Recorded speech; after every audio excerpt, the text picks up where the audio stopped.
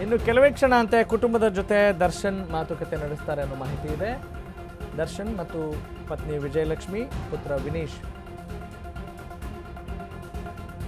ಅವರ ಒಂದು ಒಳ ಸಂದರ್ಶನಕ್ಕೆ ಪೊಲೀಸರು ಅವಕಾಶ ನೀಡಿದ್ದಾರೆ. ಮಧ್ಯಾಹ್ನ 2:30ರಿಂದ 3 ಗಂಟೆ ನಡುವೆ ಭೇಟಿಗೆ ಅವಕಾಶ ಕೊಡಲಾಗಿದೆ. ದರ್ಶನ್ ಅವರಿಗೆ ಪತ್ನಿ ಮತ್ತು ಪುತ್ರರನ್ನು ಕಣ್ತುಂಬಿಕೊಳ್ಳುವಂಥ ಅವಕಾಶ. ನಟ ದರ್ಶನ್ ವಿಜಯಲಕ್ಷ್ಮಿ ದಾಂಪತ್ಯಕ್ಕೆ ನಿನ್ನೆಗೆ 23 ವರ್ಷ ಆಯಿತು. ಆದರೆ ಅವರು ಜೈಲಲ್ಲಿದ್ದಾರೆ. ದಂಪತಿ ಭೇಟಿಗೆ ಜೈಲು SP ಅಂಶುಕುಮಾರ್ ಓಕೆ ಎಂದಿದ್ದಾರೆ. ಜೈಲಿನ ಕೈಪಿಡಿ ಪ್ರಕಾರವೇ ಭೇಟಿಗೆ ದಂಪತಿಗೆ ಅವಕಾಶ ನೀಡಲಾಗಿದೆ. ಕೈದಿ ಮಾನಸಿಕವಾಗಿ ನೊಂದರೆ ಅವಕಾಶ ಕೊಡಲೇಬೇಕು, ಅದು ಕಾನೂನಲ್ಲಿರುವಂಥ ವಿಚಾರ. ಬೇಲ್ ತಿರಸ್ಕಾರವಾಗಿದ್ದಕ್ಕೆ ಮಾನಸಿಕವಾಗಿ ದರ್ಶನ್ ಕುಗ್ಗೋಗಿದ್ದಾರೆ. ಅದೇ ಕಾರಣಕ್ಕೆ ಪತ್ನಿ ಮತ್ತು ಮಗನನ್ನು ಭೇಟಿ ಮಾಡಲು ದರ್ಶನ್ ಅವಕಾಶವನ್ನು ಕೇಳಿದರು.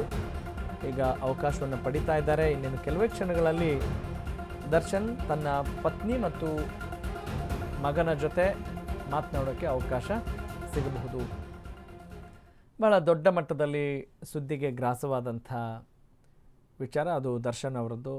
ನಟರಾಗಿ ಕನ್ನಡ ಚಿತ್ರರಂಗದಲ್ಲಿ ತಮ್ಮದೇ ಆದಂಥ ಒಂದು ದೊಡ್ಡ ಹೆಸರನ್ನು ಮಾಡಿರುವಂಥ, ದೊಡ್ಡ ಅಭಿಮಾನಿ ಬಳಗವನ್ನು ಹೊಂದಿರುವಂಥ ನಟ ದರ್ಶನ್ ಸದ್ಯಕ್ಕೆ ಅವರು ಕಾರಾಗೃಹದಲ್ಲಿದ್ದಾರೆ. ಬೇಲ್ ಸಿಕ್ಕಿಲ್ಲ.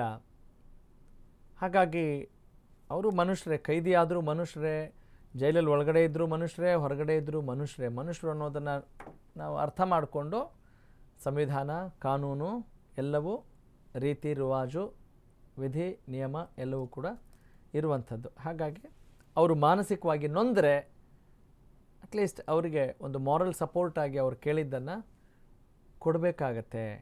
ಸಂಬಂಧಗಳಿಗೆ ಅಷ್ಟು ಬೆಲೆ ಇದೆ ಅಲ್ವೇ? ಬಹಳಷ್ಟು ಸಮಯದಿಂದ ಅವರು ತಮ್ಮ ಪತ್ನಿ ಮತ್ತು ಮಗನನ್ನು ನೋಡಿರಲ್ಲ. ಆಮೇಲೆ ಬೇಲ್ ಕೂಡ ಕ್ಯಾನ್ಸಲ್ ಆಗಿರುತ್ತೆ. ಆಮೇಲೆ ನಿನ್ನೆ ಕೂಡ ಅವರ ವೆಡ್ಡಿಂಗ್ ಆ್ಯನಿವರ್ಸರಿ, 23ನೇ ವರ್ಷದ ವೆಡ್ಡಿಂಗ್ ಆ್ಯನಿವರ್ಸರಿ, ಒಂದಿಷ್ಟು ಮೆಮೊರೀಸ್ ಕೂಡ ಕಾಡಿರುತ್ತೆ. ಈಗ ಒಳ ಸಂದರ್ಶನಕ್ಕೆ ಅವಕಾಶ ಕೊಡಲಾಗಿದೆ. ಇನ್ನೊಂದು ಕೆಲವೇ ಕ್ಷಣಗಳಲ್ಲಿ ನಟ ದರ್ಶನ್ ಮತ್ತು ಅವರ ಪತ್ನಿ ವಿಜಯಲಕ್ಷ್ಮಿ ಹಾಗೂ ಪುತ್ರ ವಿನೀಶ್ ಜೊತೆ ಮಾತುಕತೆಯನ್ನು ನಡೆಸಲಿದ್ದಾರೆ.